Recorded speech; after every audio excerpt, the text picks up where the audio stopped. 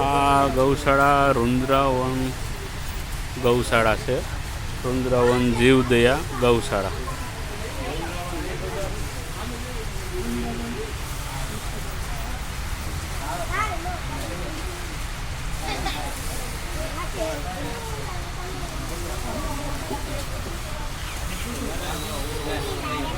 જે આપણે અહીંયા લીલા ઘાસની ગાડી ઉતારેલી છે, જ્યાં થપ્પો મારેલો છે.